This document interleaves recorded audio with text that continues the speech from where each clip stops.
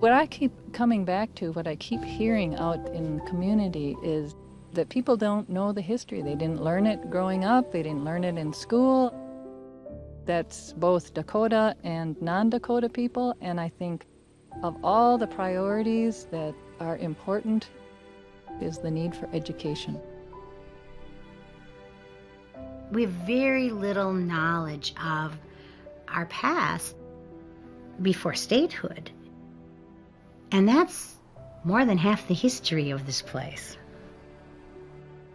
This was Dakota homeland, without a doubt.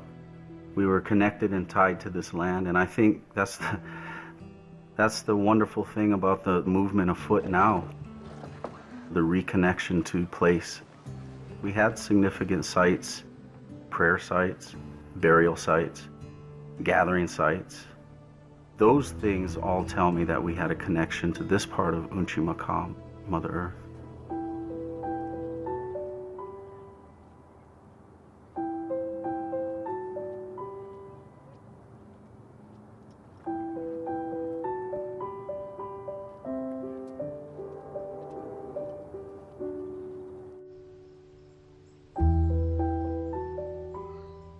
I think we could do a better job on both sides, whether you're Dakota or non-Dakota, at trying to fully understand history from the other side. We need to know our past to prepare for the future. It's a shared history. It's not just one tribe. It's not just one family. It's not just one person that's happened to. It happened to all of us. We do suffer from a sort of cultural imperialism, that everything that went before is irrelevant or just a story. For us, the war has been lasting for 150 years. And we deserve to speak to that and to address that situation so that we can heal. In November of 1862, weeks after a conflict sparked by a corrupt governmental Indian system, in which between 400 and 600 white civilians and soldiers and an unknown number of Dakota were killed, 1,700 non-combatant Dakota, primarily women, children, and elders, were marched by force 150 miles to a concentration camp below Fort Snelling. They were assaulted along the way by angry civilians and soldiers. The approximately 1,400 who survived the walk and the brutal winter that followed were exiled to a reservation in Crow Creek, South Dakota. In 2012, Dakota people again walked the forced march route to remember and grieve the suffering of their ancestors. You want me to open that for you? We've been doing this in honor of our great-grandmother, Wichankviotui. She was on the boat that went down the Mississippi to the Missouri? Mm-hmm. Yeah, and ended up in Crow Creek. Marissa here was in the first walk, and she walked all the way to Fort Snelling. And with 3 children. This yeah. is just one of them. yeah. And the other one was in a stroller. Yeah. You know, it was really spiritual to me because we were all one big family. So, and we were all walking in honor of our, ancestors. Since 1862, few people have asked for the Dakota perspective of what happened that year. The history of Minnesota has been told from a largely white perspective. This program seeks to show how a 6-week-long war, 150 years ago, still causes pain today. This story represents important, unfinished work for all Minnesotans, past and present. In a sense, the Minnesota War is a microcosm of what was happening in America at that time. If we want to understand who America is and where we come from, it is a story that has implications way beyond the particular events. We need to build a bridge of mutual respect. I am a person, you're a person, no less, no human. The Dakota people lived throughout Minnesota at the time of the earliest contact with Europeans by the Jesuits in 1642. There are things here that are carbon dated at 12,000 years ago. You know, over by the Black Hills and the Bighorns and that way, there's items that are carbon dated at 10, 12,000 years ago that are specific to us here as Dakota people. One of the important things to remember is that we have a long history before the war. We have a strong connection to this land, and there's a reason why we wanted to stay here, because we have a responsibility to this place, to take care of it. We had our societies, we had our structure for over 2,000 miles that we moved. Well, as far back as we know, what today is Minnesota was the homeland of the Dakota. And they were highly respected by other tribes and known as particularly good hunters, good fighters, because they were so inaccessible in the center of the continent.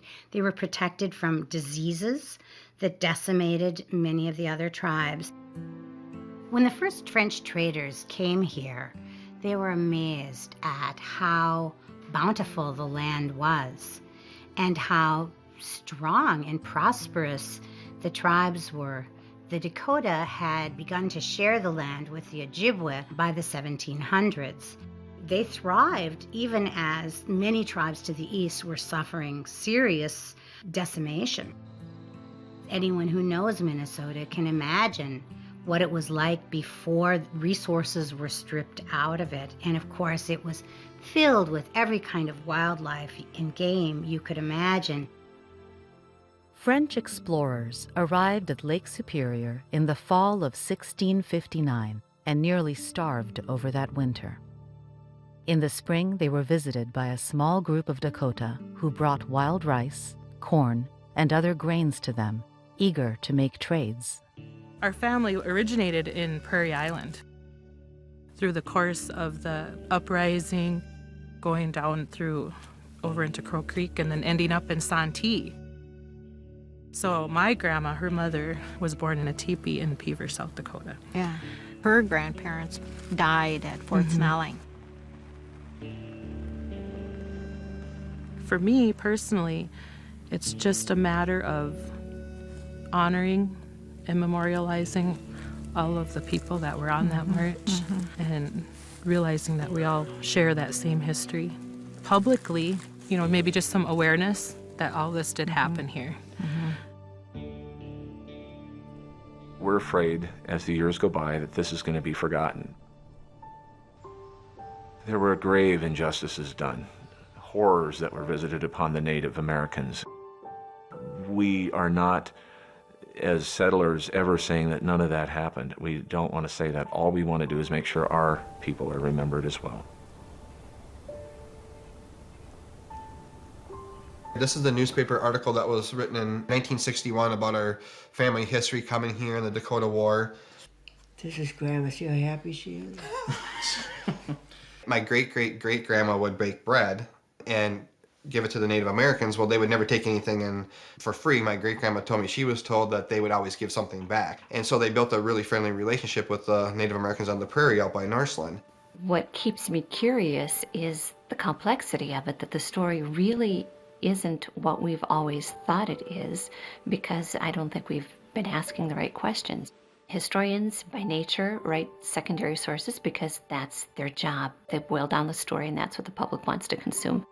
Until we start looking at all the nuances in those stories, start understanding how much of those stories we don't understand, that's where all the complexities come from.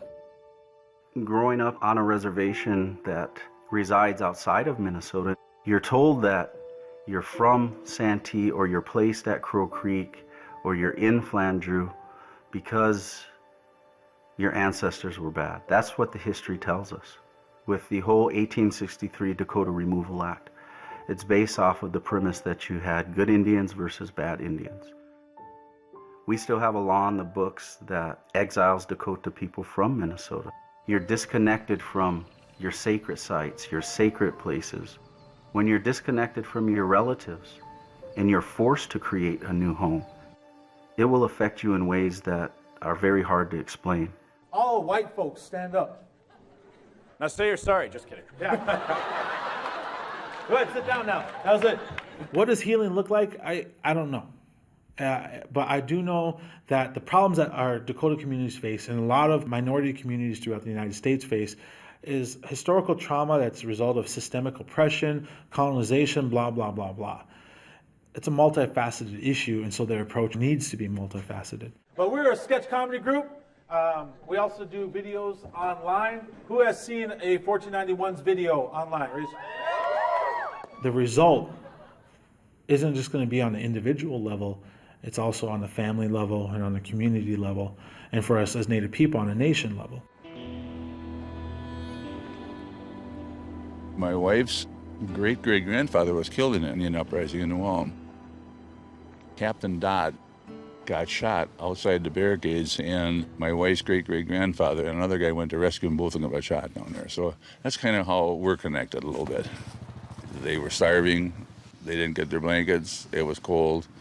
And an Indian agent told them that he wasn't going to pay them until they had the money. And so I understand why they did what they did. I think it's good that they remember the history. I think it gets lost a little bit with us. We did a lot of things wrong. And so that's probably why we don't talk about it. We all know that the history was brutal on both sides. And we have to understand that there's nothing we can do to change that. No. We have to get along. Yes. That's the bottom line. We have to get along. Well, thanks for sharing that. Yeah, no problem. And thanks for letting us come here and enjoying our lunch. Have a nice day. Hope you come again.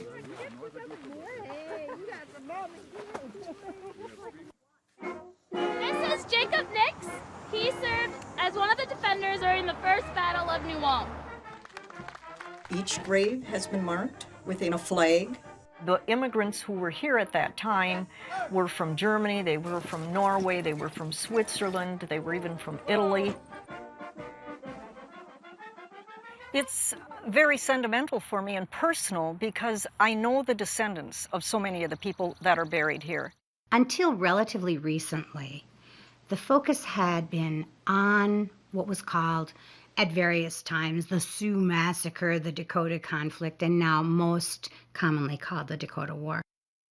The attention was on that moment in time, and what was missing was the build-up to that war. As Europeans were expanding in the east, they were pushing eastern tribes westward. When I think about Fort Snelling today, I think about our creation story. And that is Badote. That is the place where the energy is. And I think of it as where we came from and where we belong.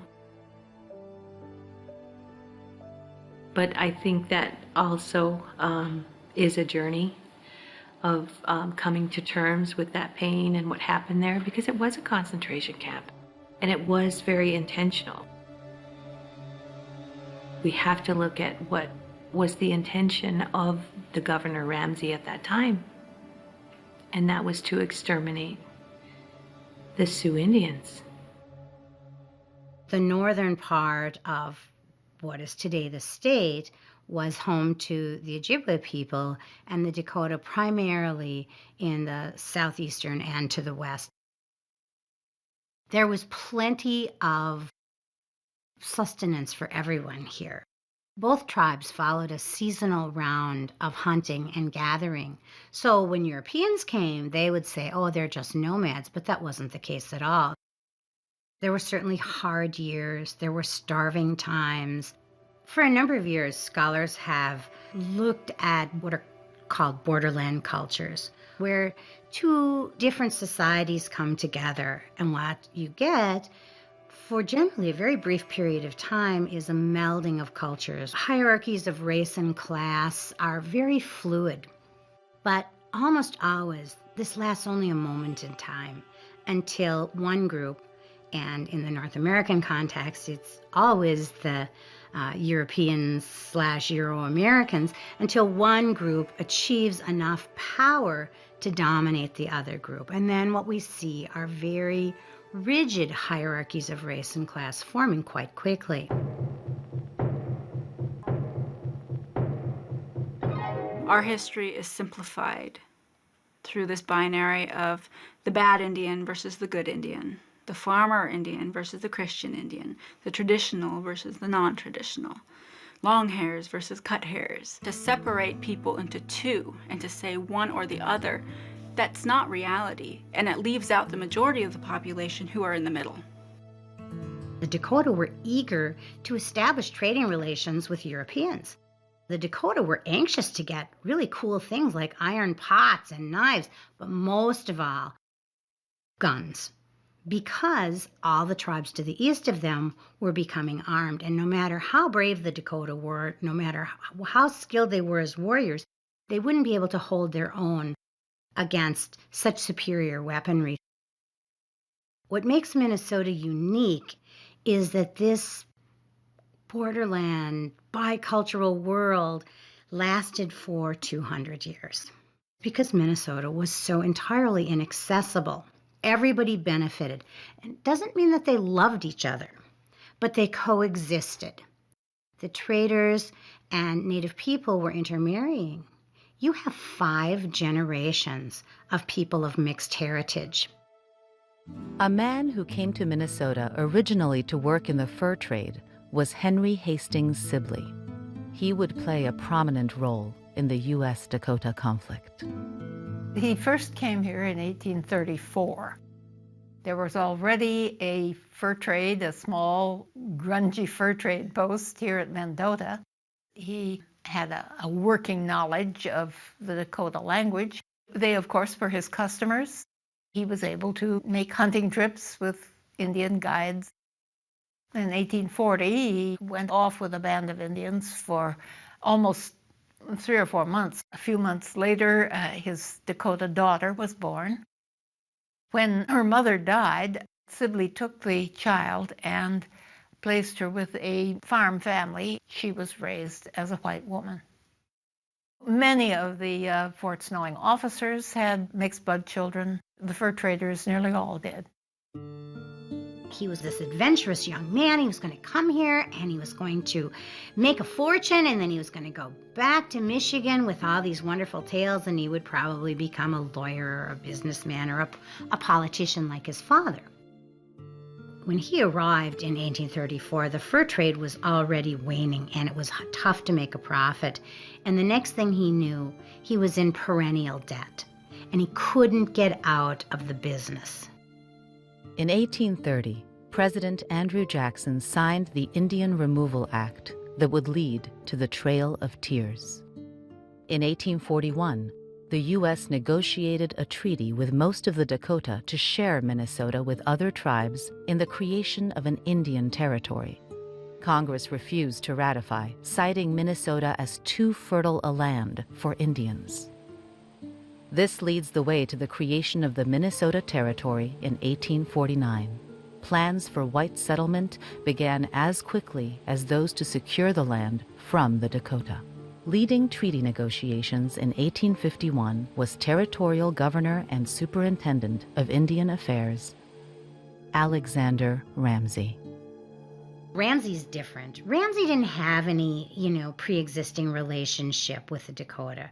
Ramsey had his own agenda. He was a political hack who came up the hard way, doing party business in Pennsylvania, and as a reward for being a loyal party man, he was offered the governorship.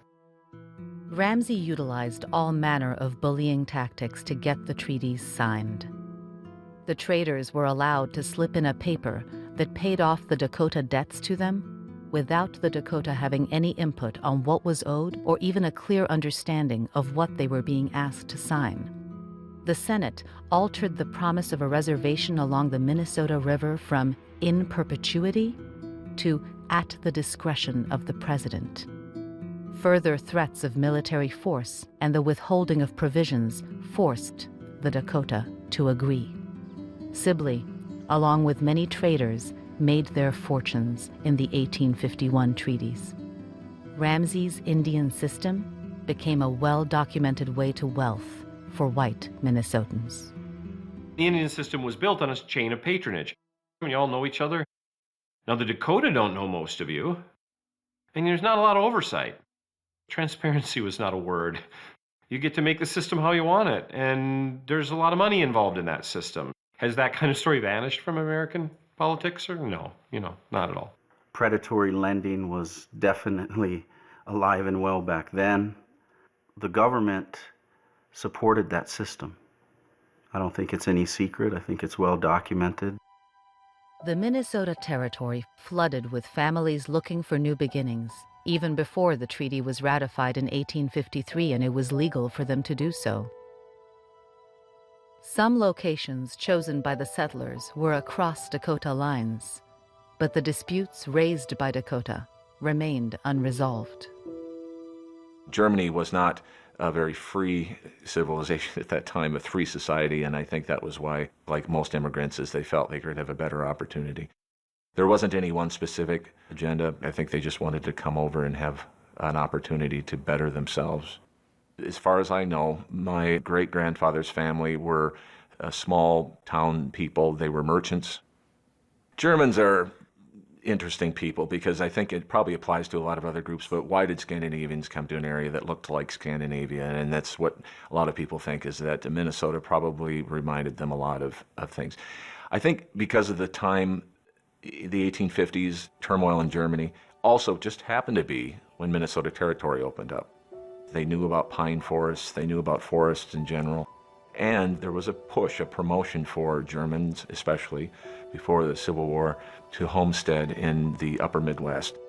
The word settlers is just very interesting. We don't really see what you would call settlers until right before the period, a few years at most before the Dakota War. And this is our family crest. It came over from Norway, and it dates back to 1549. Well, in 1861, my family came from Norway and ended up settling out by Norseland, which is about 10 miles from St. Peter. This is family records that starts in 1865, I believe, was the first year that we got together. In there. When you were growing up, what were people saying to you? Or We never talked much about that. you never talked about it? It took years and years for it to... Why do you think that is? Just because people were killed out there? Or? That could be.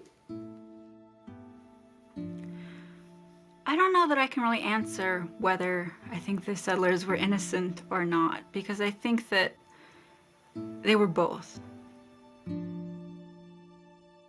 I don't know that they were told the full story of what they were getting into when they moved here, but they knew that Dakota people were here. What the invasion of people was like on our lands, and what that meant for the resources, what that meant in regards to cultural miscommunication. In 1849, you had about 5,000 non-Indian people in this territory. 2 years later, you had something like 55,000. To go from 10,000 to 160,000 in 10 years' time, that is dramatic change and nothing that anyone, white or Dakota, can adjust to immediately. There's a relationship to the new settlers that's very different than the old fur traders and missionaries.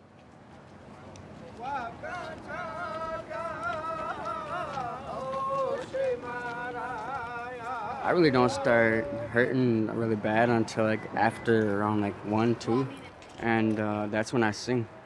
And that's when I sing, it gives me strength as well as others.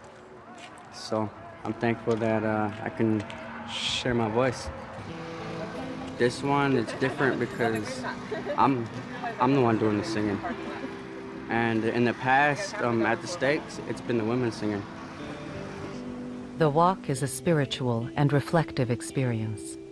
About each mile, prayer flags with the names of families from the forced march are placed, with ceremonies respectfully not filmed.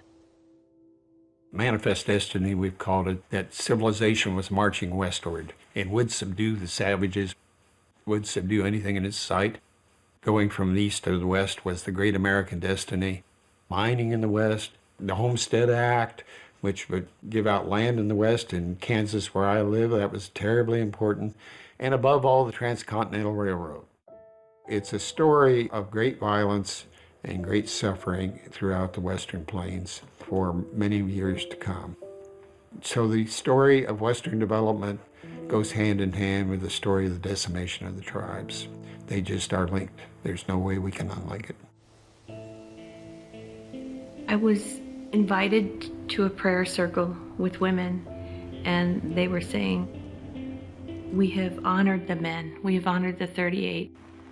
They had wives and and families, and we've not honored them.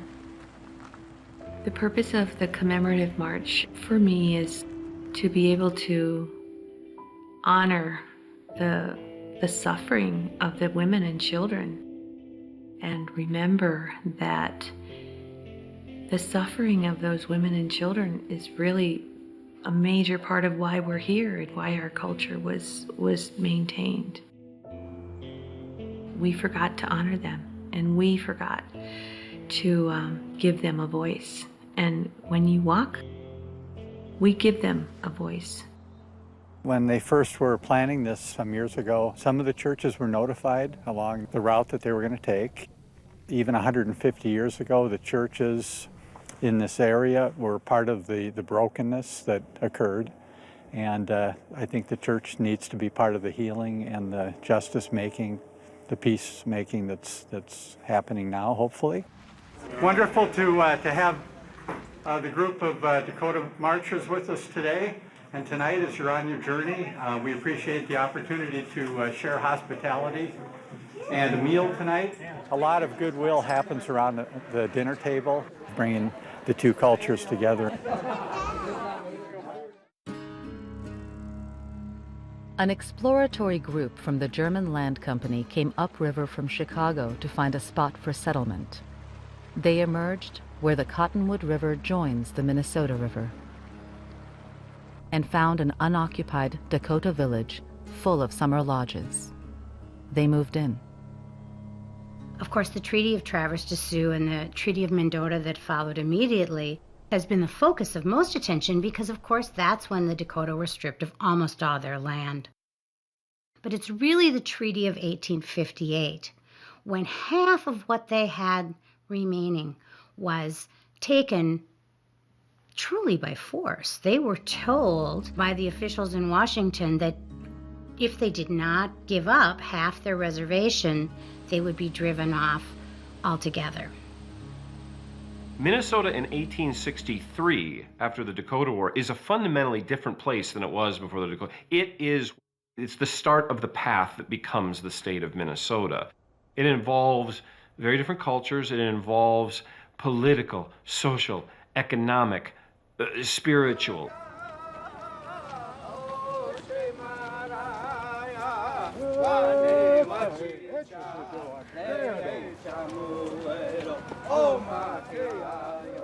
Contained on a reservation, surrounded by white settlement, the Dakota were manipulated into a more agricultural lifestyle. Those who quickly complied were given better treatment than those who resisted. Most say the divide and conquer tactics had begun. It wasn't that Dakota people hadn't farmed before. We'd harvested natural, wild vegetation, but it was the first time we actually learned how to plow the land and have a farming community that fit to the European Western ideals of what agriculture is. And of course, farming meant more than farming. It meant cutting their hair.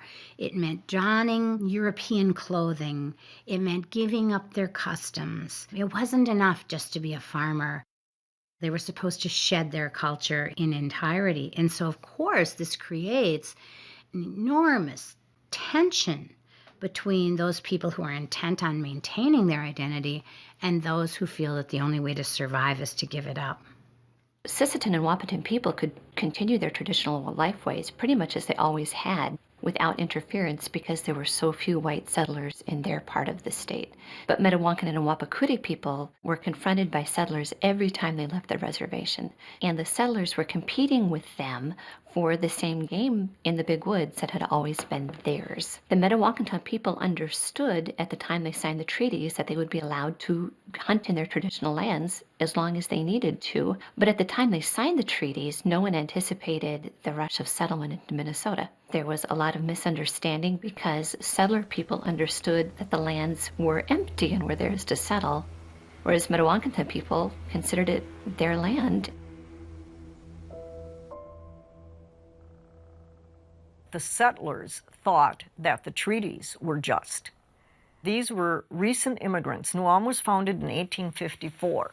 So 8 years later, you have the Dakota War. Citizenship takes 7 years. So the majority of the settlers that came were German-speaking immigrants who didn't speak English. And for them to have a handle on government and politics, and then the majority of them being women and children who didn't even read and write, where the boundaries should be, or were payments being made on time, or, is this treaty being kept up the way it should be, and are the goods being paid? I don't think they had any concept of that until they got here, and then perhaps started reading German-speaking newspapers that might be addressing this. And then what do? You have sunk your life savings into buying a piece of land that you feel is yours. For Minnesota, which had only become a state in 1858, the Civil War was a bit of a godsend. It was an opportunity to place our stamp on the national fabric, to be fully incorporated into the nation. There was chaos in Washington. When they started printing money, what did they use for money in the midst of the Civil War? Money was scarce, and so it was both bureaucratic chaos in the midst of the war. The war was not going well. Robert E. Lee was making them look bad. The capital was threatened, with Lee's forces only a little ways away. Nearly all of these agencies were surrounded not only by the agent and his friends, but the traders, who were usually relatives, contractors, everybody waiting for their money. So if they're not going to get their money, they're not going to give out the provisions. It was both chaos of the war and larceny that was always going on with the Indian system. In exchange for their land, the Dakota were promised gold annuity payments that quickly went to traders in exchange for goods. The 1862 payment was months late, with warehouses full of desperately needed provisions. The traders refused to release them until payment arrived. Dakota men confronted agents at the upper agency, near modern-day Granite Falls, demanding their food. Everybody chose what they felt was best for their family. It's not my place to judge them on what decisions they made, because every single decision that each one of my relatives made brought me here today. I didn't know what it was like during the extreme pressure to watch your children starving. There is a letter that's up at the State Historical Society, and it was written by the citizens of Brown County to Ramsey. And in this letter, they are saying, please make the annuity payments, because the Dakota are suffering, the Dakota are hungry, and there's unrest at the Lower Sioux Agency, and our fear is that they are going to attack if they don't receive their payments, which they say in the letter are justly due them. I think the letter was written perhaps 2 or 3 days before the attack on Nuam. This may have been, in some ways, a selfish economic viewpoint, because they knew when the payments came, commerce was good in Nuam. Thomas Galbraith, the Indian agent, was not about to feed these starving folks without the money coming. He wanted his cut. There was discrepancies between things he wrote and things that other people had said. He misrepresented Little Crow. He claimed that Little Crow was very happy with the way things were going on. He claimed that Little Crow was interested in having a brick house built for him. And he claimed that Little Crow was finally going to give up his Dakota spirituality. He claimed that the Dakota were not starving. When Little Crow went up to the agent Galbraith and said, look, my people are starving at Lower Sioux. We need that warehouse open as well. And Galbraith said, okay, I'll come down and do that. So when Little Crow went back to Lower Sioux, nothing happened. The military left Upper Sioux, marched back to Fort Ridgely. They didn't stop at Lower Sioux to make sure Galbraith would open that warehouse up. So the Assistant Waptons, they broke into their warehouse a few weeks before that because that same agent, Galbraith, didn't want to give them food.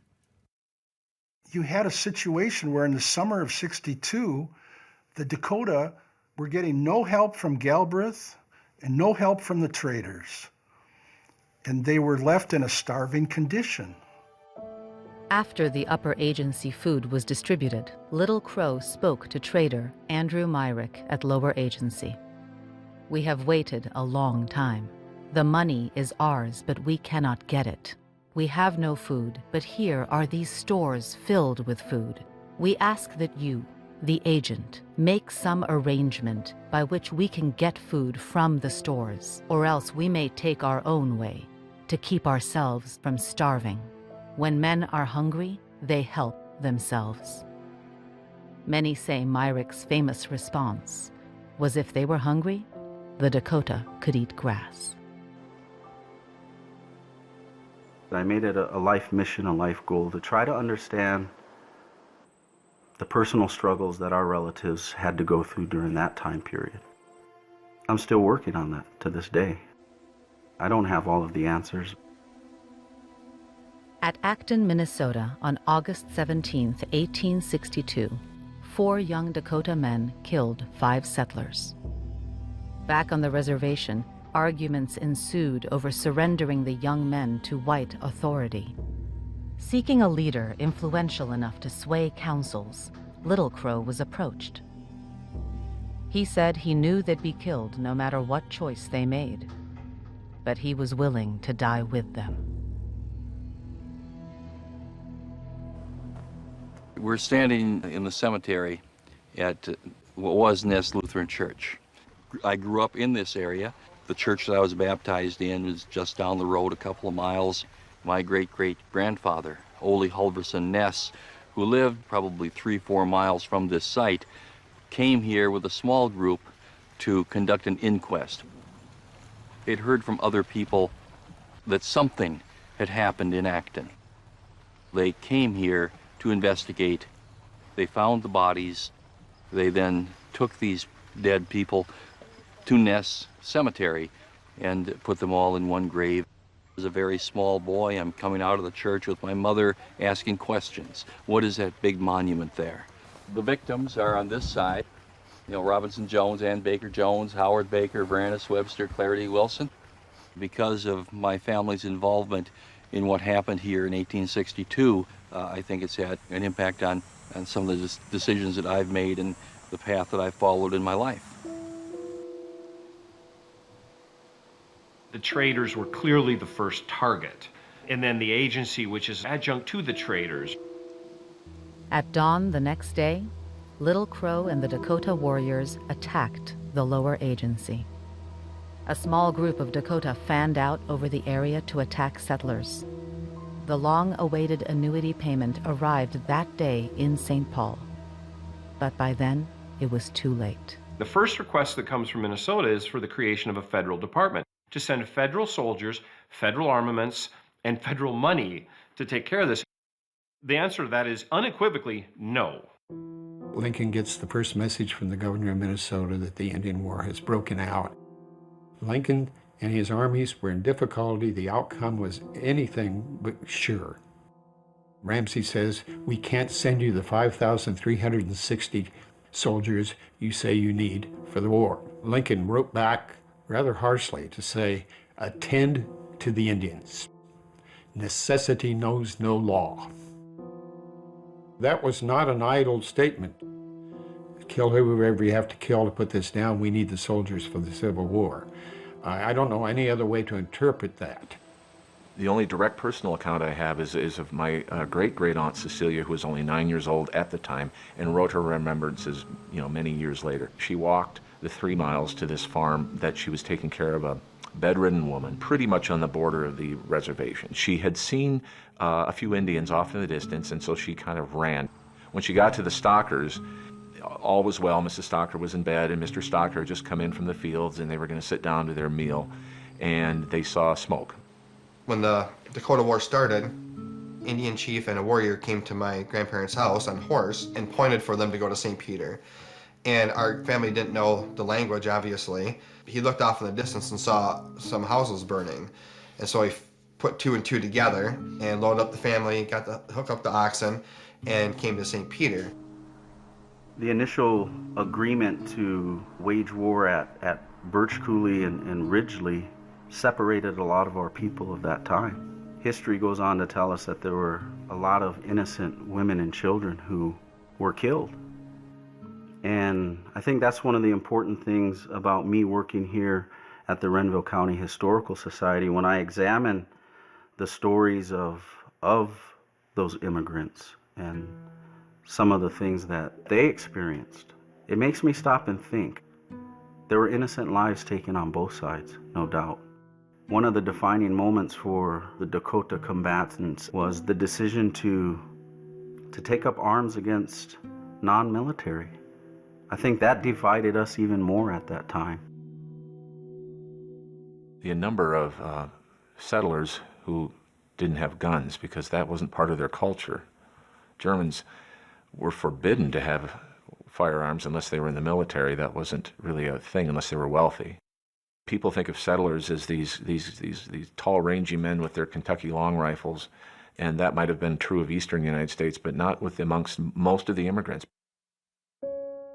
That utopic thought of being that staunch warrior to stand and fight against the aggression and the oppression of the white man versus the reality of the situation for many people. You have those kinship ties and those responsibilities to your family.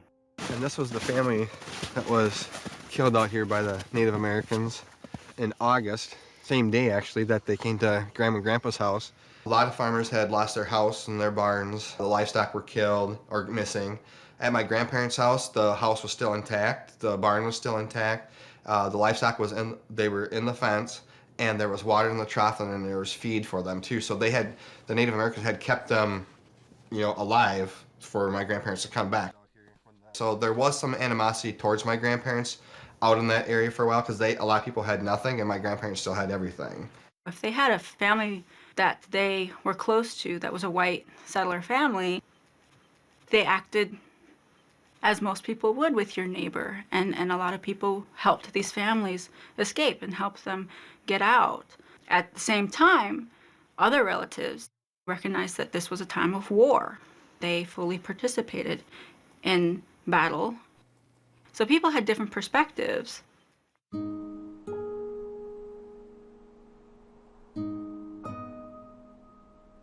The council to go to war was made up of people from a relatively small group of bands on the lower reservation. Most people on the Dakota reservation had no knowledge that the war was going to start. It wasn't some general leading 12,000 Dakota in one unified front. Little Crow had to contend with the wishes of the younger warriors in his own camp, and sometimes they didn't coincide. And I can't help but think that's because they had those kinship and cross-cultural ties. For those families that have that mixed ancestry, it may not have been so hard to define your role and your actions as one might think. You would assume those roles today, and I'm sure that's what our ancestors did back then. Why even were they attacking? Did some people have very specific reasons to attack? For other people, it was more an expression of some more immediate emotion. That gets translated by contemporaneous whites as savagery. Other words might get used as terms of anger or retribution or vengeance or desperation, or the number of words we can apply to this are infinite, but each attack doesn't seem to have had the same purpose for each individual actor. A lot of the violence was indiscriminate. So you had Dakotas and half-breeds who were caught up in the actions of the time on both sides. Very much like you do today, you have differing opinions, whether it's economically, socially, amongst Dakotas. Thomas Quinn served with the Renville Rangers.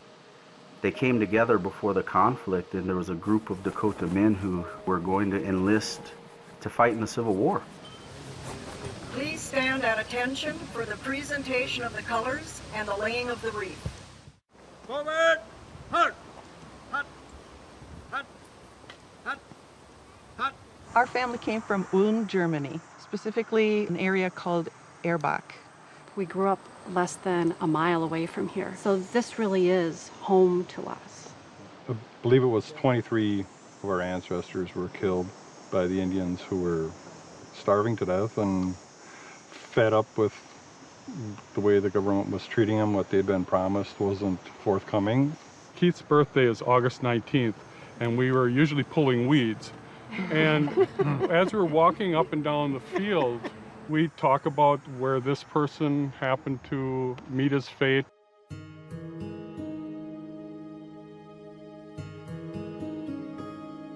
The subject of the painting is the ambush of a recruiting party that left New Ulm on the morning of August 18th, unarmed, with a band and with flags, drumming up soldiers for the Civil War. And as they reached the vicinity of a ravine, they discovered the body of a horribly wounded man. Well, the third wagon picked up this man. The two lead wagons dashed ahead. Can you point to the name of your great-great-great-great-grandfather? That's right. When I was a teenager, I spent 2 wonderful summers working side by side with my grandfather. And as we worked, he would tell me family stories. And one of the stories he told me has always stuck with me, was about the killing of our ancestor. Right over there where the trees are is the ravine where the Dakotas lay hidden. As the wagons began to cross the ravine, they were fired into by a party of Dakota warriors. The perspective of this painting, literally and figuratively, is from the German or white settlers of New Ulm. This painting is for the Brown County Historical Society Museum. The people who likely are going to visit the museum and see my painting will be descendants of some of the folks who were actually there 150 years ago. So I guess in some ways it's appropriate that the painting is from that perspective.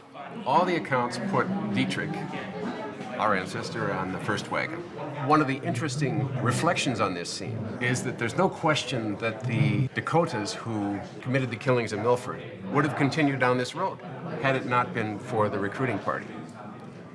And there's also no question that the alarm was sounded in New Ulm earlier than it otherwise would have been, because there were people with horses there who could race back and sound the alert. One of our relatives found her husband near death. I think he was shot.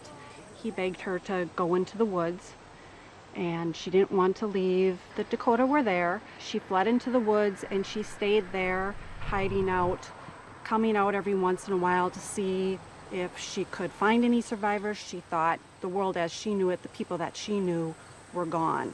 Her brother actually found her 14 days later, didn't realize it was her because she was so bit up with mosquitoes. We had 20-some ancestors that passed away, so with every one of those, there's a story. These, of course, people were killed, but a lot of the other family members, when they left, they didn't come back. They didn't come back. This isn't just this day here in Milford. This is 6 weeks of a conflict that changed many people's lives on the American Indian side and also on the settler side. So it was 2 cultures that actually collided because they were listening to the government, if you will. Over just a period of a couple of weeks, several things happened to sort of change Washington's mind. A sense of the scope of the outbreak, that this wasn't a skirmish, this was a war. This sense that, in fact, they were going to lose manpower. Governor Alexander Ramsey appointed former Governor Henry Hastings Sibley to lead the soldiers not yet deployed to the Civil War into battle against the Dakota. It was a defining moment in our history. I've heard oral histories of how some of the scouts had to kill fellow Dakotas. That was a reality. So you had Dakota warring against Dakota. We only learn in the history books that they killed these settlers and they were massacres, and originally called it the uprising. And so there's a lot of animosity towards the Native Americans from this area. My uncle went to school here in St. Peter, and I believe he's 50-something years old now, and he told the story about how we were saved, and the teacher told him he was lying, that didn't happen. And so my grandma and my great-grandma went into town and told that teacher that, no, that did happen, and that was true. This is really a dark story to talk about. Normally, when I paint about hard stories in my history paintings, I try to minimize the emotion with humor and color. But with this painting, I decided not to. I just said, you know, this is really a terrible story, and I'm not going to sugarcoat it, which I still ended up doing. I made it a more surreal image because to kill somebody, I think would have to be a surreal world. I can't imagine that being a normal, comfortable thing to do. Andrew Myrick is in here 3 times. His famous quote was, "Let them eat grass." As far as I'm concerned, they can eat grass. I have a lot of disdain for this person. And so one here, let them eat grass. Once on the ground where a day after the uprising started, he was found dead with his mouth full of grass. And I took it further and I stuffed his butt full of grass too. And then he's in the wood chipper, which is a scene out of Fargo. It's very, very difficult to paint some of these scenes. I get in touch with feelings that I was unaware of. This is definitely Dakota subject matter, but it's also public history. It's not owned by the Dakota people. It's owned by everybody. The 1862 Dakota War uprising is still an unhealed wound in Minnesota state history. And to heal from it, it needs to be acknowledged and then reconciled. But like I said, first you have to acknowledge it. First you have to learn about it. It is an important step for us all. But while we must remember our history, we must move into the future and heal the wounds that are still open from 1862. I hear from people in the state, from descendants of white settlers, who say, don't you dare say you're sorry, don't you dare talk about reconciliation, making comments like, it wasn't me that did this. You can issue an apology for my great-great-grandfather, but not for me. There still is that out there about the words apology, reconciliation, what do they really mean? Between 400 and 600 white civilians and soldiers were killed. Many taken captive, and many others fleeing the state, leaving southwestern Minnesota largely depopulated. While the majority of Dakota people had little or no involvement in the war, their losses were only beginning. History tells us that out of the 7,000 Dakotas that were residing on the reservation here, from Morton all the way up to Big Stone, about 500 participated in the war itself. We know, too, that through the recorded histories of the Dakotas from that time period, that there were atrocities committed against them as well. I think we've all inherited a master narrative of the Dakota War that says that Dakota people were a monolithic body of people who made a choice to go to war. But that master narrative comes out of the retribution we inflicted on them after the war. We needed some way to justify expelling them all from Minnesota. When you learn about Dakota history, when you learn about the Dakota War, for example, it's very easy to think about this as just a historical event that some people went through without thinking about the real repercussions of what this did to families. And I think it's really important to have that human component. I have ancestors who fought in the war, and I also have ancestors who chose not to fight. My grandfather, Sid Bird, taught me that our men were patriots. Teaching about Dakota history, you're not just teaching history. For a lot of these students, this is a very personal experience. And it's a very emotional experience. So first off, I want to ask, how many of you are from Minnesota? Those of you that are from Minnesota, how many of you learned about Dakota people in school? I get Somali students and students from other countries coming up to me and asking, How do we keep our kids from losing our language? How do we keep our culture alive? Today, Dakota people dealing with the impact of historical trauma are finding a wide variety of ways to strengthen their culture. From language camps to help overcome the loss of language, to natural organic farming, to educating on the importance of place names for and access to significant sites.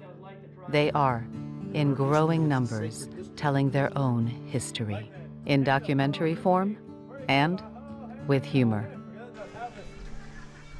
Today we had our Shungtanka Family Fun Day. It was really, really good. Shungtanka is part of Dakota Wichoka, one of our youth programs.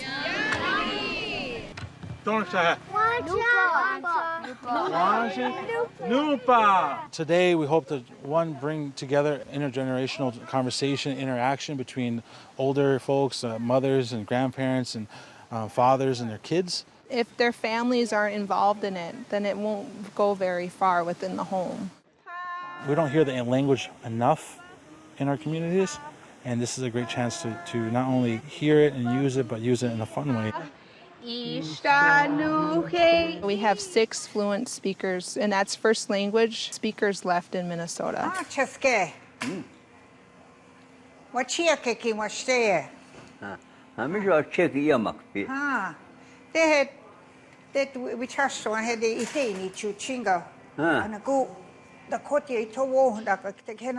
Once we lose the language, that's a huge, huge part of our culture and who we are as Dakota Oyate. We don't have to be ashamed to express who we are. We don't have to be no longer be afraid of expressing our culture, using our language.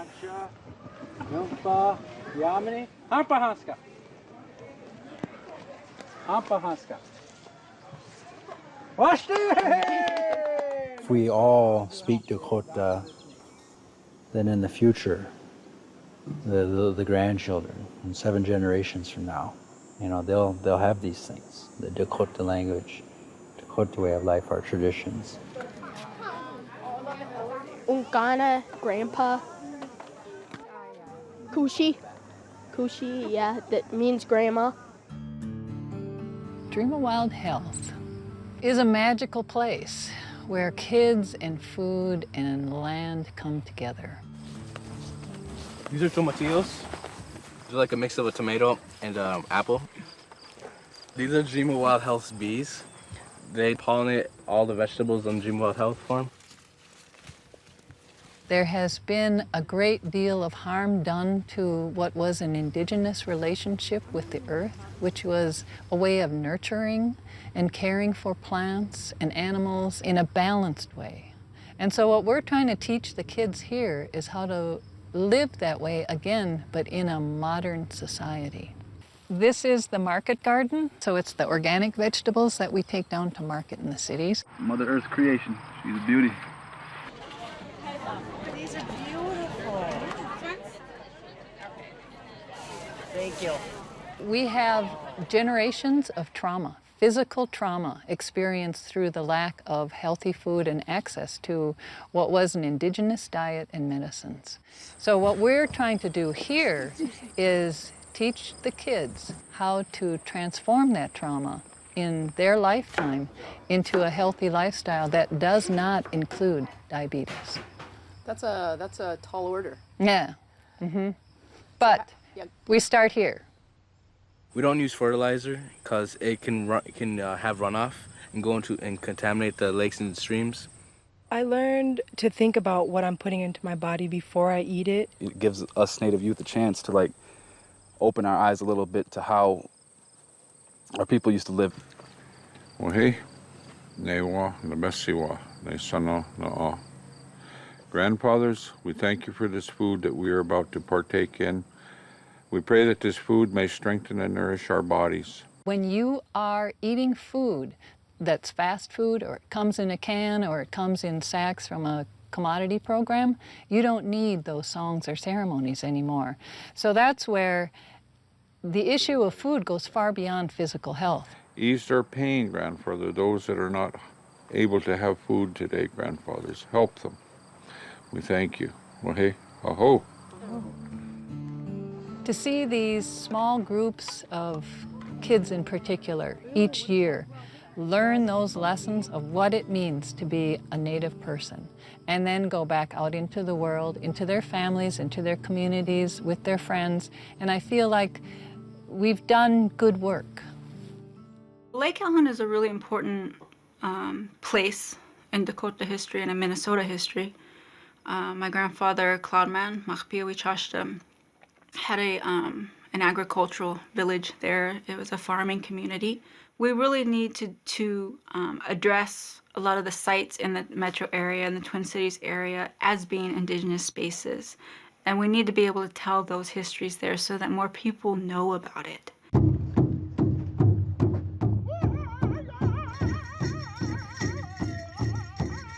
We're here at Lake Calhoun, a lake that's called that by the citizens of Minneapolis, but by the nation of Dakota people, it's called Mede Makaska.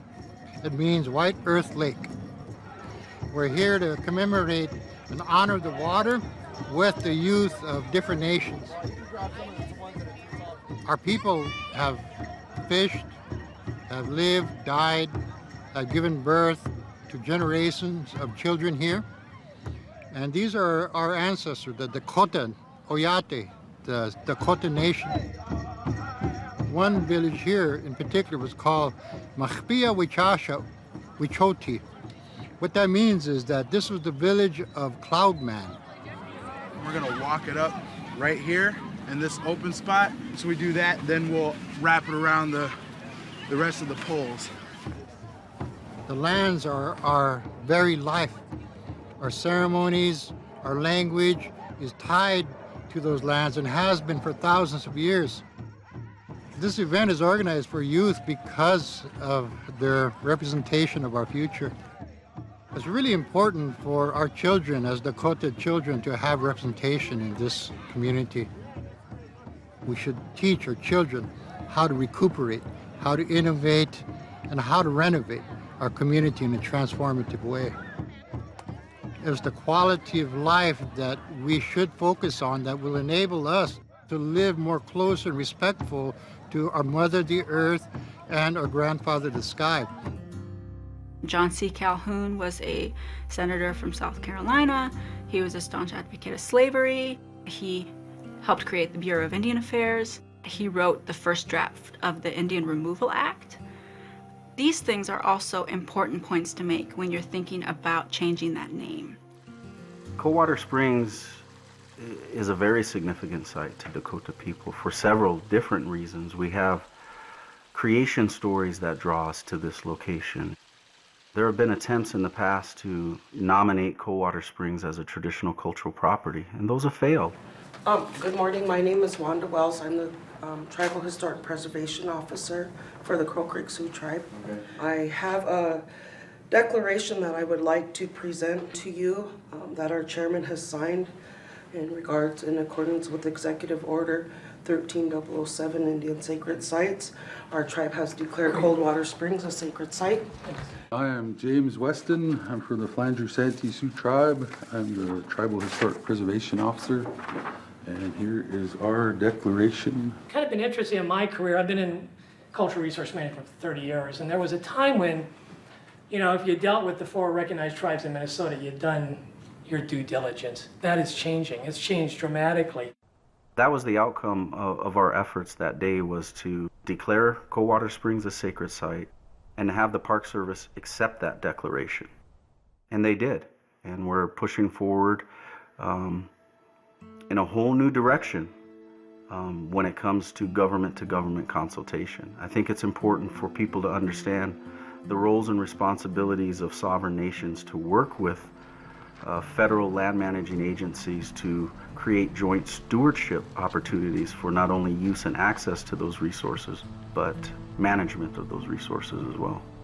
When I look at what's going on, I don't think that the end has been written yet. And I think we still have every opportunity to produce and generate our own clarities. You know, and I think we have that opportunity. I know we have the ability. It really comes down to about whether we have the will or not. Here's Bishop Whipple at the documentary I'm working on, Star Dreamers, the Indian System. It is a process of truth-telling. which deals with the causes of the 1862 war. It's a 3-segment piece, but it's going to be a 2-hour documentary with 3 segments in it. Our story has never been really told, so when I come home, I thoroughly start researching everything I could. For almost 10 years, I've interviewed our elders all over Minnesota, south to North Dakota, into Canada, our Dakota people, and preserve their oral history stories and their spiritual understanding of going all the way back to our origin. And so during that research process, it became clear that our story needs to be told through our Dakota people. When we were kids, we didn't have e-pods and iPods. And spaces, we didn't have that stuff. Hey, now they're out there poking each other. We're so absurd, we're so full of ourselves, and we're so hilarious. For me, what you see on screen in our videos is basically processing what it means to be a man, what it means to be an Indian man, a Native man in the world today. Yeah, I'm fixing the problems of Indian country. I like to pay attention to the men I've seen in my life. And I think that's where a lot of my comedy is, just observing the absurdity of my uncles or my fathers. You ever meet some folks and you're just like, man, we need to work together. We need to do something with each other. That sounded good, huh? That was it. Yeah. Oh, first up, we would like you to actually do your sort of Indian stuff, right? Yeah. Cultural stuff, anything. Dancing, you guys dance? We're just saying, if you're gonna see us like that, we're gonna make fun of it. Yeah. Because after a while, our own people start believing it, and so we're gonna make fun of them too.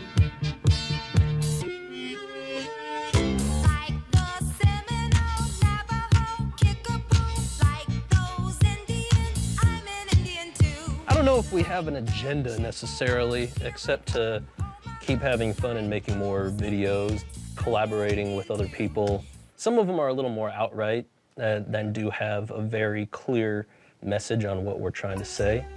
77 years ago, our fathers brought forth on this continent a new nation, conceived in liberty and dedicated to the proposition that all men are created equal.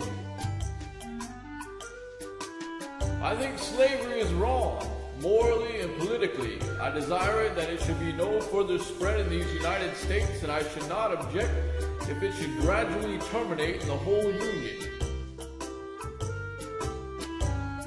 Indians, let the bastards hang. I think it was. What bothers me the most is the same thing that bothers me about every other white historic figure in U.S. history. There are a bunch of Indian murderers and slave owners that get totally put up as these amazing heroes of the past, and it just bugs the out of me, man.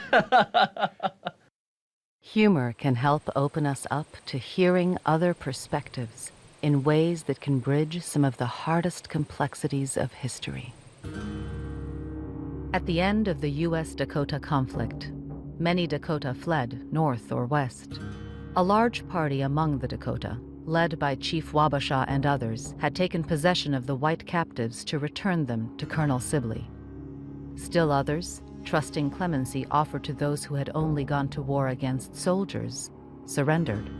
Sibley's commanding officer, John Pope, a Union general desperate to regain respect after being disgraced at Bull Run and banished to the Northwest, sent word to Sibley. It is my purpose utterly to exterminate the Sioux if I have the power to do so, and even if it requires a campaign lasting the whole of next year. Destroy everything belonging to them and force them out to the plains, unless, as I suggest, you can capture them. They are to be treated as maniacs or wild beasts, and by no means as people with whom treaties or compromises can be made. Sibley quickly separated the men from the women and appointed a military commission to begin trials. Only 29 trials consumed the first half of the time period, and all of the rest tried in an equivalent period of time during the second half of the trials. Right up until the end of these trials, there were Dakota warriors coming in, confessing, those are the court's terms, confessing to having fired shots at battles. In most of those battle trials, there were no independent witnesses. They just let the defendants talk, and as soon as they had the magic words, fired 1 shot, fired 3 shots, the court recorder had a little code. He wrote a letter down in the margin of the trial record. D was the code letter for death. That was to remind him that that was going to be the court's verdict. Of 393 cases tried in just 6 weeks, 323 Dakota were convicted, 303 sentenced to hang.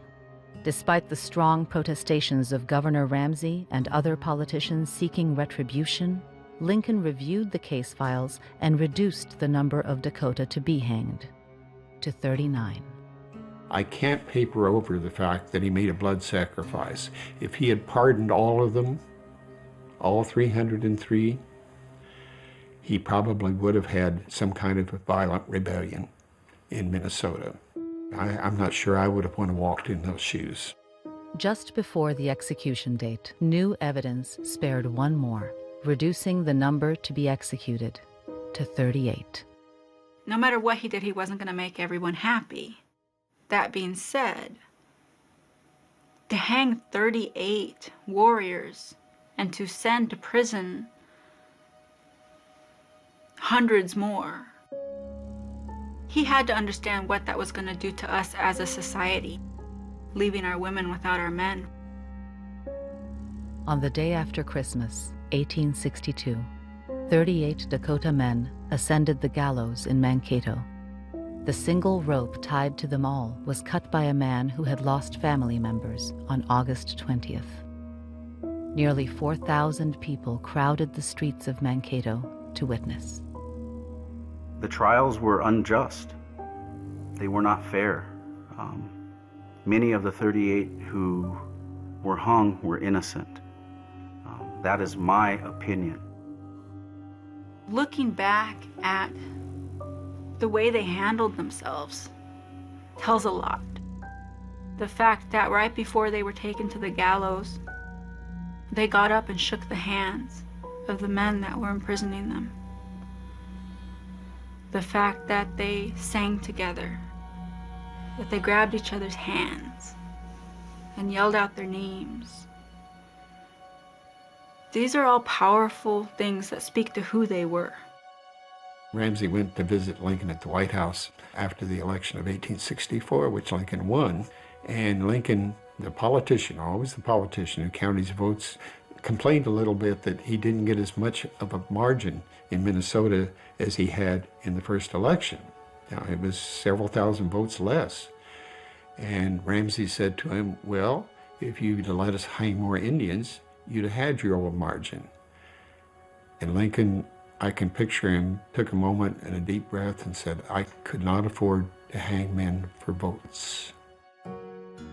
When I examined the actions that followed leading up to and after the trials of innocent Dakota who are placed in these prisoner of war camps and the treatment that they had to endure and the kinship ties that were broken, those are the things that don't allow me to reconcile his decision.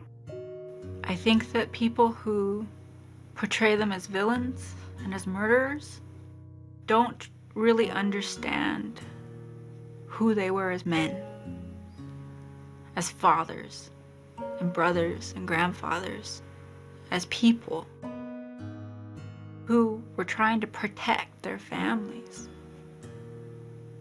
and who went to war because they wanted their families to live. It was the largest mass execution in American history, and the removal is equal to the Trail of Tears and the Navajo Long March that they had to make, maybe a little different form, but yeah, so this is not something, I mean, I can understand why America doesn't want it, doesn't want to acknowledge it. 6 days after the execution, Lincoln issued the Emancipation Proclamation, freeing the slaves. When I was doing research at the Minnesota Historical Society, I remember coming across a newspaper clipping where it said, "Lincoln frees the slaves." And on the other side it said, "Lincoln hangs the 38. My family was exiled.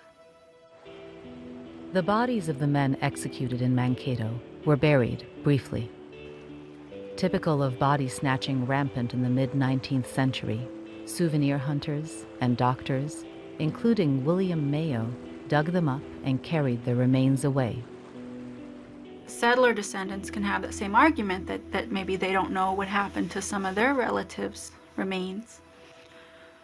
But their relatives' remains weren't collected and used for study. Part of the healing process for us would be to be able to find out what happened to them and be able to have those ceremonies for them and to protect their spirits. The primary reason we're here today is because these little guys, Chaske and Quatley, they're Dakota. They're from Crow Creek. Their ancestors walked this trail, so I thought it was really, really important that my children be part of the walk. I want them to understand who they are in relationship to their history. I want them to know the importance of what it means to be Dakota. It was in 1969. I worked at the Historical Society, was asked to stay late, told to get a box. It was described to me as a black box with a certain number on it. Told to bring a crowbar with me to the photography section. There was a man who was introduced to me as a man from Flandreau, South Dakota. I opened the box up, and inside the box was the scalp, the arm bones, and the skull of Little Crow. From what the man from Flandreau was telling me, Jess Wakeman, his grandson, had wanted Little Crow buried and had organized to have these pictures taken so that he could prove that he still existed. I heard that story as I was physically taking out each one of these to be photographed, put aside, taking out the next one, and then putting them back and locking it up. That's when I determined that I would find out what happened to Little Crow. When I started, I did not believe I'd find anything. I did not imagine that they would have kept a record of all the details of all that stuff. And as I started to dig, I found record after record, documented a trail from what happened to him. Of course, I found out details of how he was killed and what happened to him immediately afterwards. Little Crow's son is captured by Sibley's men around Devil's Lake towards the end of July. And all of a sudden it becomes understood that the man that was killed around Hutchinson was Little Crow.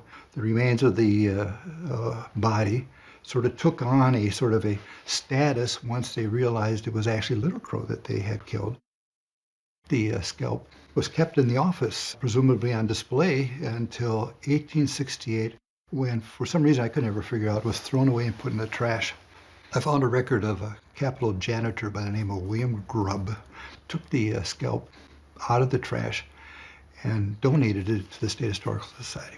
So that's around 1868. The scalp, when it had been tanned, was finally secured in the Historical Society. The number of holes were put around the scalp and it was put inside of a hoop. Feathers and beads were hung upon it, and the photographs were taken of it. And the photographs were sold. These are those old-fashioned stereoscopic photographs, and it was put on display. I think it's important to look at people, institutions in the context of their times. There was the war. Key players in the war were Governor Ramsey and Henry Sibley, both of whom were founding members of the Historical Society.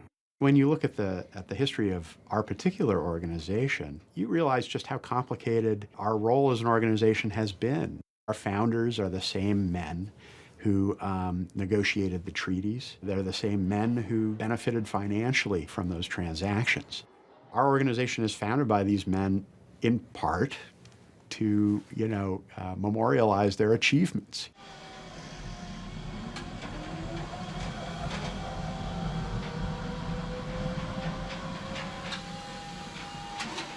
how museums got items in the past is very different from how they come in today. And you can imagine the years when Britain was colonizing and going to India and going to Egypt. Same with the Civil War. We have items in the collection that were picked up on battlefields. Items from Minnesota are in Southern collections for the same reason.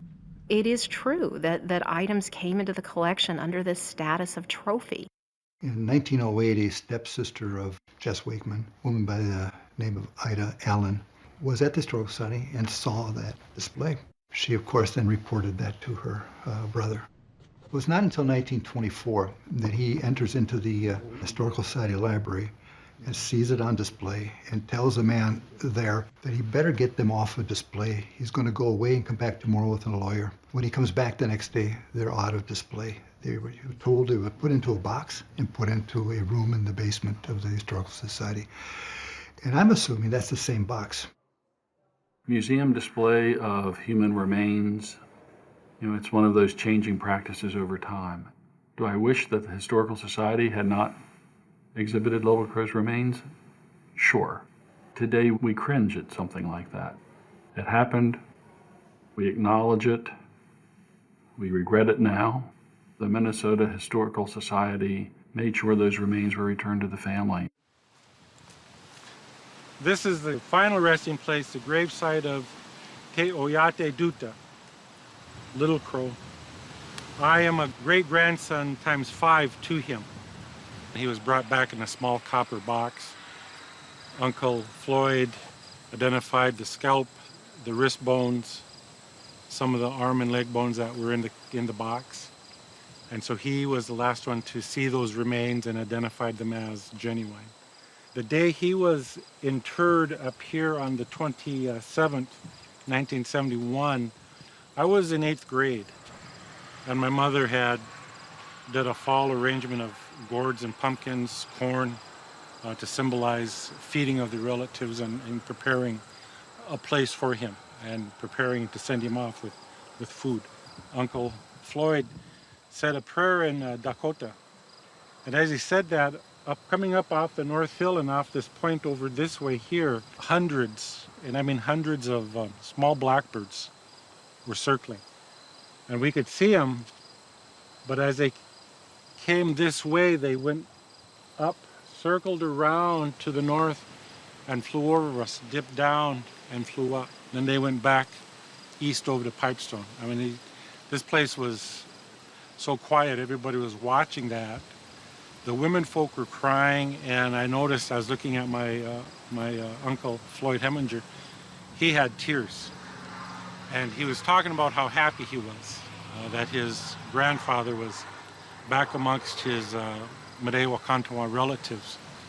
When they were finished up here, I remember staying back and watching as the cement truck came and they dumped 4 feet of concrete around that copper box. And so I asked my uncle, I said, why are they doing that? He said, if they want to take him again, they're going to fight to get him.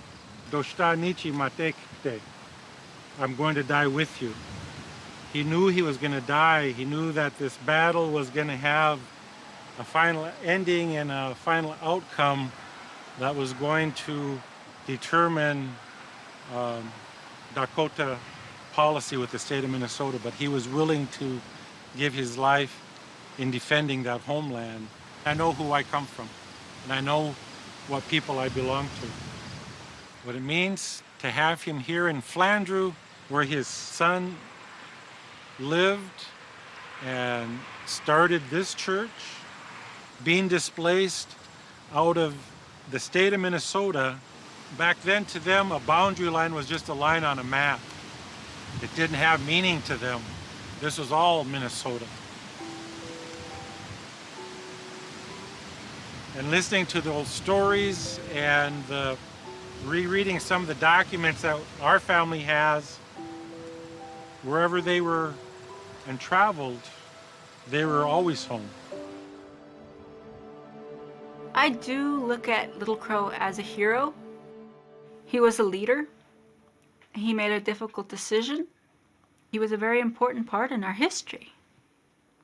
At the same time, I also have a lot of respect for Wabasha, as well as our female leaders who were just as much leaders as any of these men, and whose names don't get remembered in history textbooks. At the end of the trials, the convicted men were shackled together and taken to a prison in Mankato. As they passed near New Ulm, a group of settler women burying their dead attacked. At least 2 of the men would die from the wounds inflicted. More would die over the winter that followed.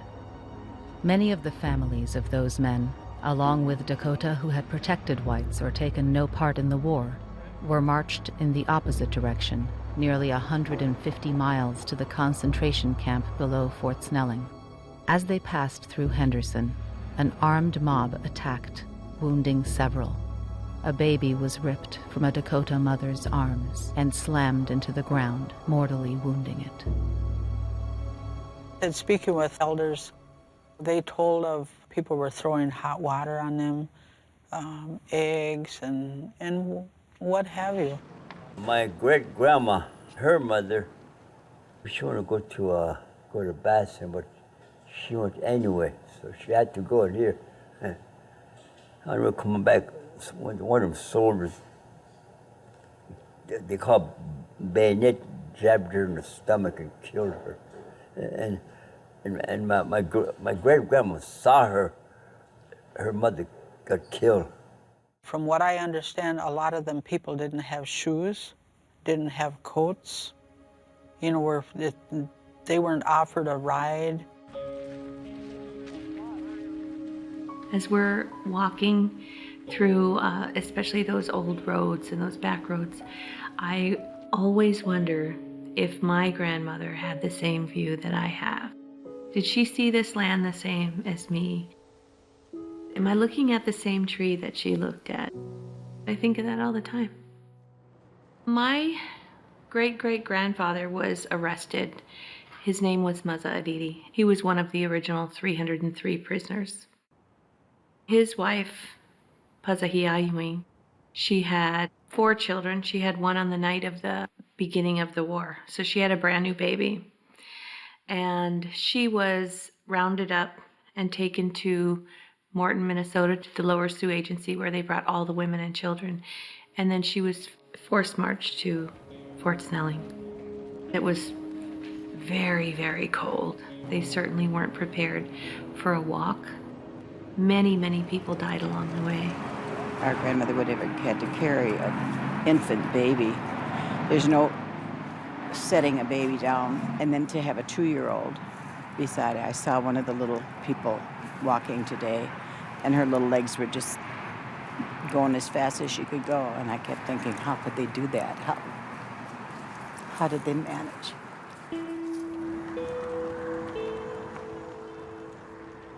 There's so many people in the community to greet you when you get into town. They don't have to do that. You know, they're volunteering. Thank you very much. Thank you. Thank you. So shake hands, shake hugs, whichever works for you. There's so many people that do so many things and just out of the goodness of their heart. Over the long winter that followed, hundreds would die of disease, exposure, and malnourishment. The federal government knew their agenda for everyone interned at Fort Snelling. Their agenda was that they were going to exile them from Minnesota if they didn't die first. The surviving women, children, and elders held captive at Fort Snelling, along with about 2,000 Ho-Chunk Indians who had no part in the war but lost their reservation near Mankato, were loaded onto steamboats that would take them to the Crow Creek Reservation in present-day South Dakota. The treaties were voided. Some of the money the government revoked was paid in reparations to the settlers. Punitive expeditions over the next year would see the massacre of more than one village in the Dakotas. The remaining condemned men were sent to a prison camp in Davenport, Iowa. They wanted to know, were their relatives all right? Where were they? Were they still alive? Were they being taken care of? Because, you know, it was the men that were the providers, and they took care of the women and the children. There seemed to be worry that they would never see their family, their relatives, uncertainty of their fate, especially after the assassination of then President Lincoln, there was always that worry that, you know, they could, because they were in prison, that they could be next. By 1864, the Secretary of the Interior under Lincoln was saying, concentration of the Indians on reservations is the settled policy of the government. We like to say, well, we didn't have concentration camps, but they use that term. That's what a reservation is. That was when the forgetting began. We could craft a history of our past that erased Native people from the landscape. In the aftermath of the Dakota War, people didn't learn about the conflict by sitting down and reading history books. They learned about it through popular culture, most notably something called the Stevens Panorama, which was produced actually even before the war was over. It was sort of a precursor to a movie or a film.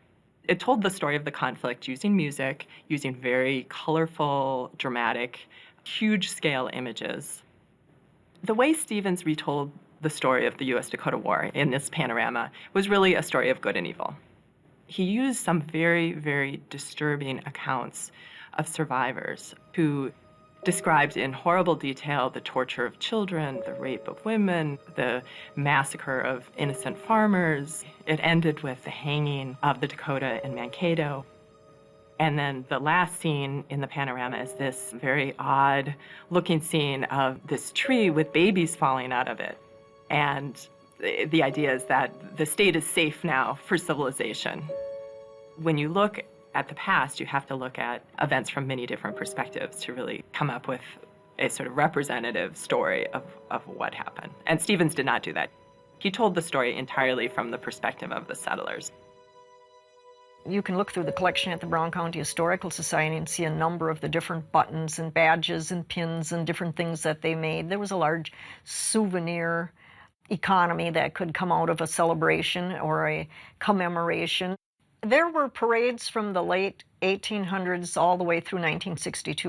In 1962, there was also a pageant out at the fairgrounds, and the pageant told the story of the Dakota War. It was all very celebratory. We were celebrating victory. Different businesses began appropriating the hanging image to sell their products with. So you have beer makers using the hanging image on their marketing material. Apparently there was a jeweler in Mankato who etched a very small image of the scaffold on a silver coffee spoon. Seeing these now, these images just seem incredibly callous. But I think it's important for us to step back and to understand that the 40th anniversary of the conflict, that this image meant something very different to people then. From the middle of the 19th century, people started appropriating Indian iconography as part of regional identity, largely out of this, infatuation with this romantic view of Indians that grew out of the cult of Hiawatha. This white man's sort of romantic Indian becomes incredibly compelling for people, especially in Minneapolis, which is laying out its streets at this point. And city planners turn to the iconography and the names from the Hiawatha poem to fill out their streetscape. So we have Minnehaha Park, we have Hiawatha Avenue, we have Minnehaha Avenue, we have Nokomis Avenue. When I was a kid, Northern States Power had a little Indian figure with a feather. There's the Land O'Lakes Indian Maiden. There's so many images of stereotyped cartoon character Indians that have been appropriated by Minnesota institutions that are just part of the fabric of everyday life in Minnesota. From the land of sky blue waters. And I feel like, obviously, it's been a struggle for Native people to make sure their actual voices are heard. Have a hand. Dakota people are very resilient.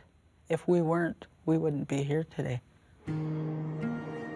There's still a lot of racism, discrimination, and I always ask myself, why? Why? Is it because we fought for what was ours? Should we have just given up and said, take whatever you want?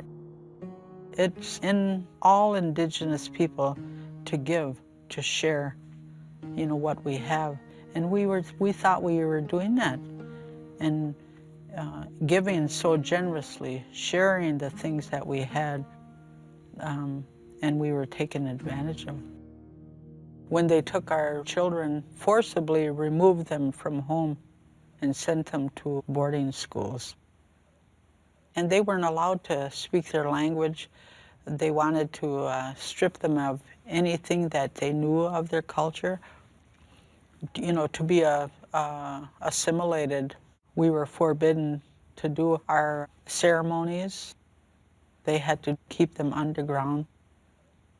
But, you know, we're still here. As Minnesotans think of ways to heal the wounds of 1862, perhaps Mankato can serve as a model for what is possible.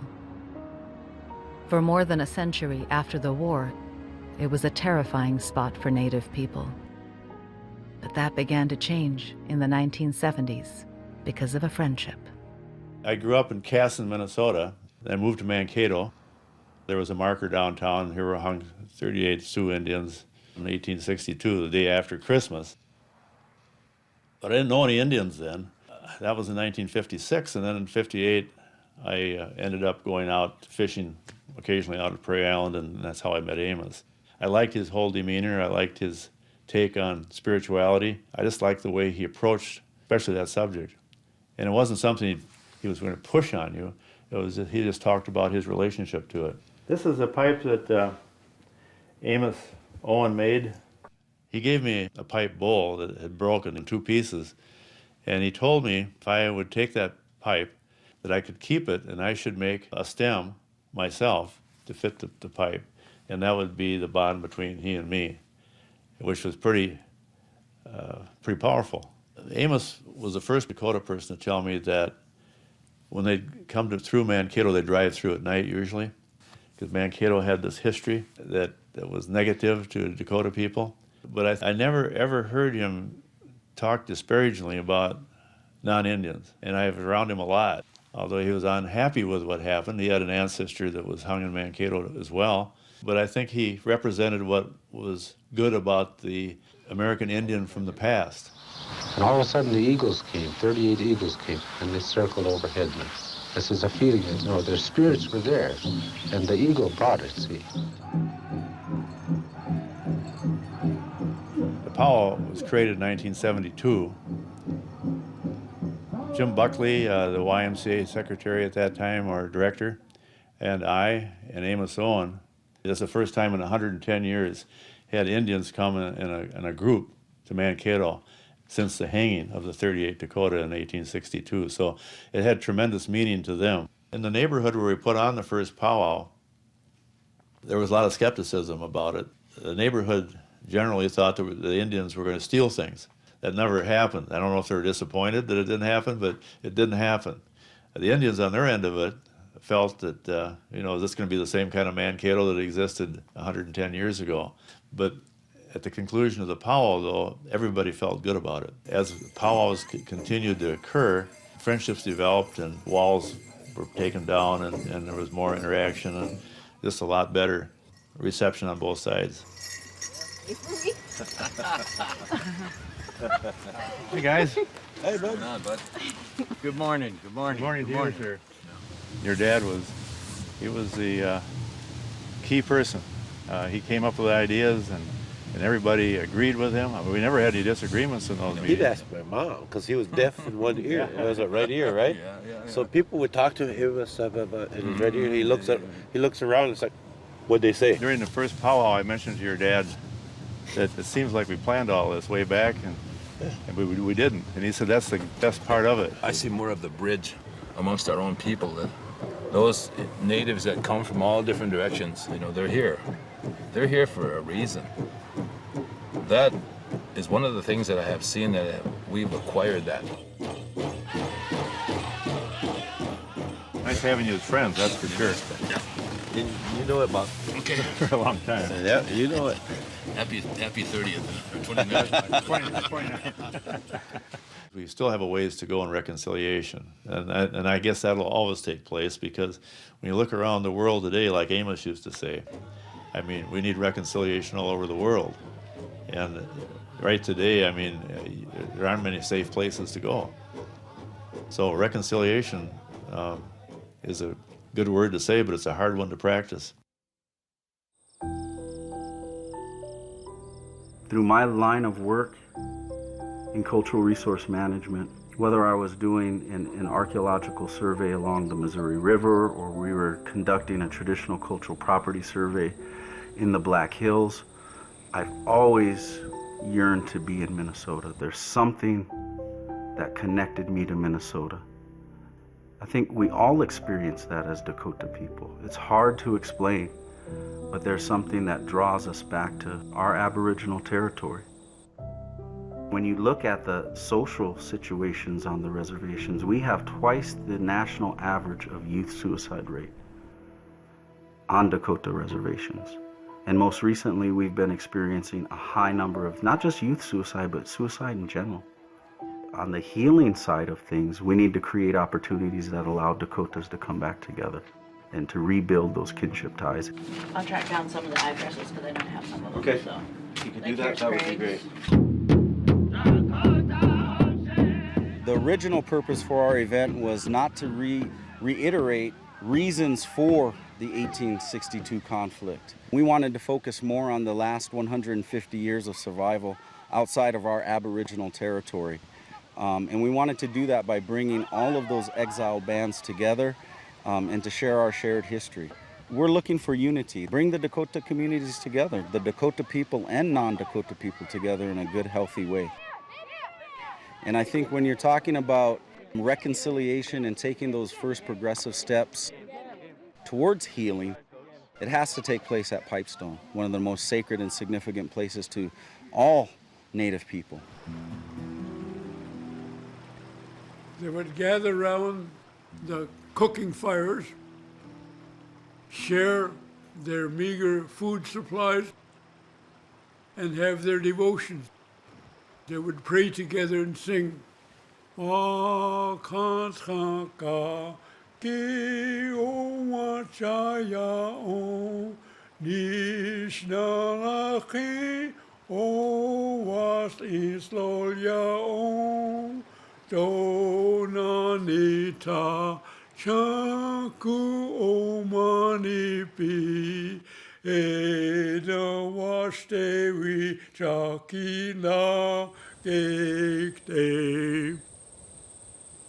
That's why we had our event in Flandreau, was to try to bring some healing to that and to allow the coming together of Dakota people, to celebrate all things Dakota, to speak about the tangible culture that still exists.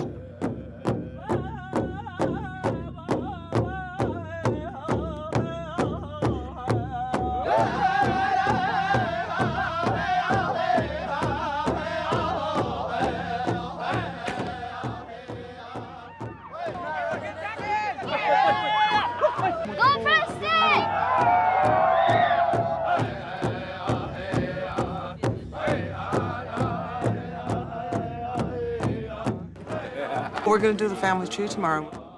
We came out to Flandreau, South Dakota today to help people digitize their photographs and family documents. This is Kia Heiae, and he was in Davenport in prison. They got married by the church and they got baptized because they were in fear of their lives and they thought being baptized would help them. But at the deeper level, we knew that we wanted to bring people together to discuss issues of importance. We could get an idea from these meetings of what we can do to get back our identity.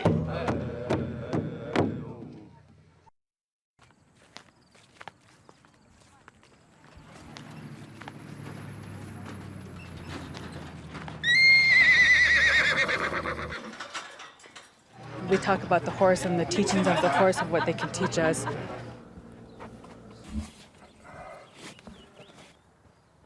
There, she eating. We're about to get started. I have to ask all the media people to cut their cameras. And so what do you hope will come out of this event? Just awareness, just a continued awareness. We wondered if people would come. I'd been dealing with a lot of older people, and to be able to hear their words, it's good that they see that we're moving it forward, holding on.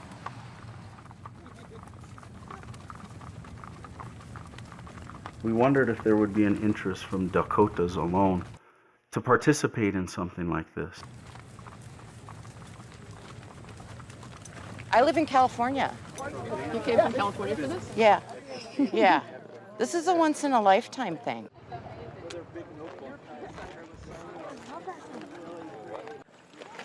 Is it going to be emotional for you guys? Oh, yes. Our relatives are probably looking upon us and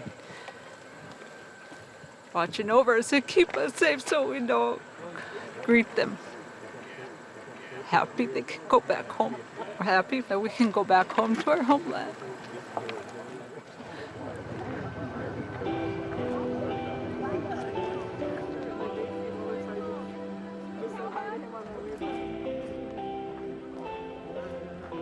When we drove over the hill and we saw this large group of people, it was overwhelming.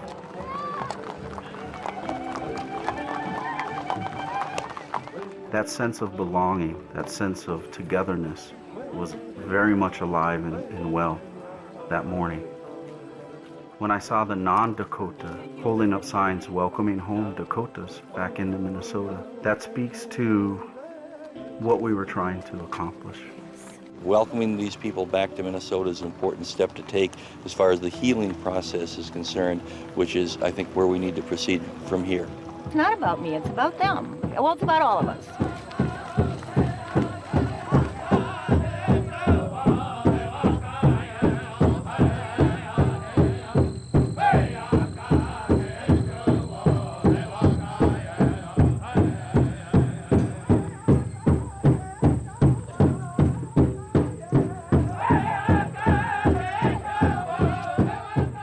What took place at the border with the grandmothers in that ceremony meant more to me as a Dakota person than the actual appearance of the governor.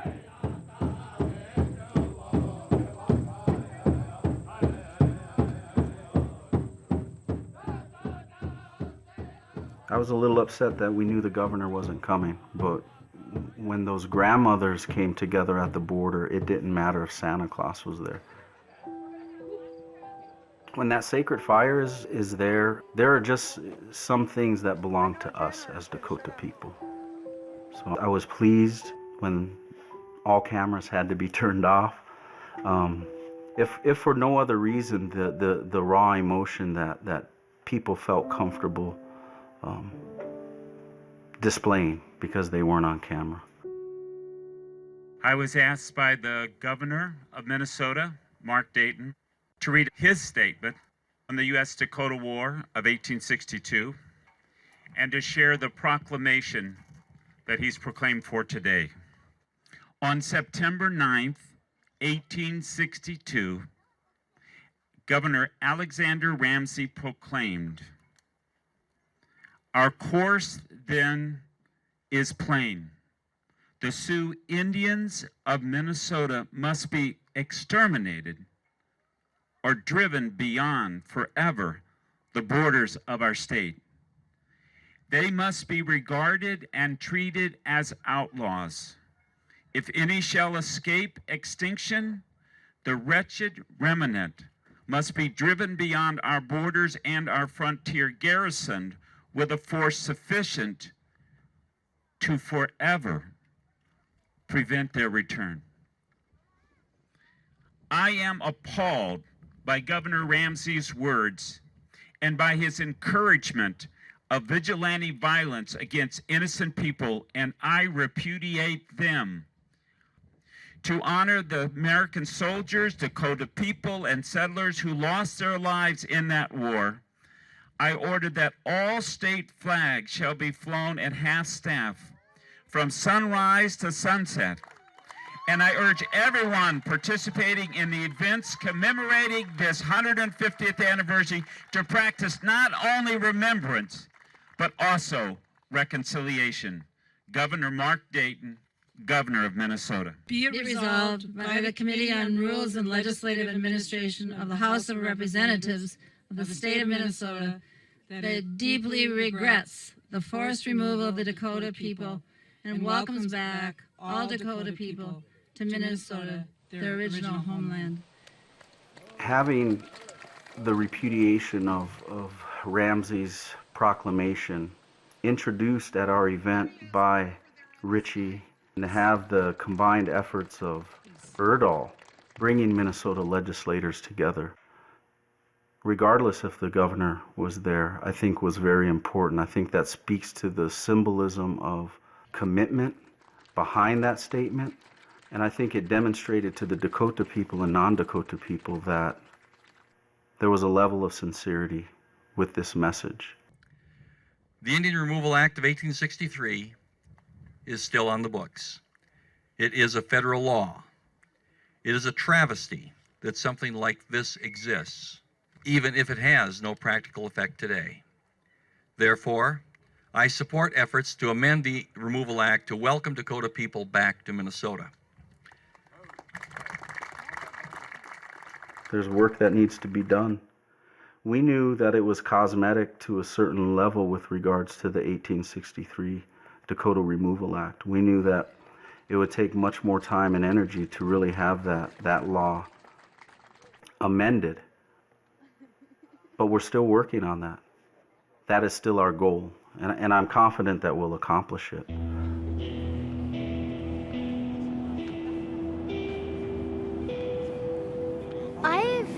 I've walked just about half of all the miles, and it's just fun, and it just reminds me of their ancestors. This was their land earlier, and now it's our land.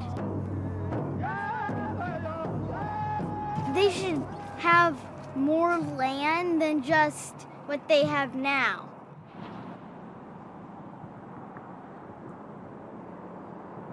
It feels really, it feels like coming home when I come to this spot.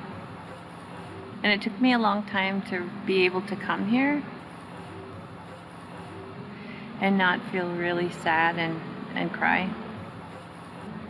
But I come here a lot, I visit here a lot, bring relatives here. And so knowing that this is a ceremony and knowing that this is where Kazahiaiwing was and all of the women and children, I was really proud to walk over the bridge and look down here and know what we were doing and that this was the end and that we have acknowledged their suffering. We've acknowledged what they went through during that walk, and we've honored them, and it felt really good. If there ever is going to be peace, you want me to learn about your culture. Therefore, you should learn about my culture. Minnesota history without Dakota history is not history.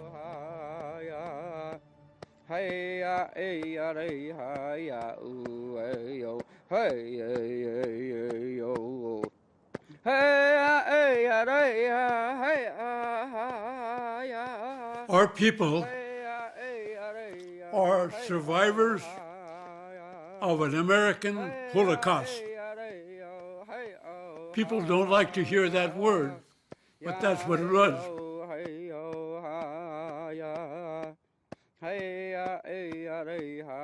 Bitterness does not solve any problems.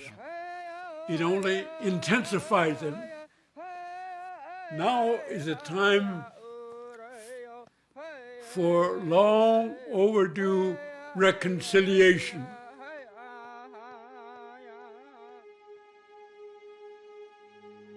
People think if you just get all the facts, you'll have history.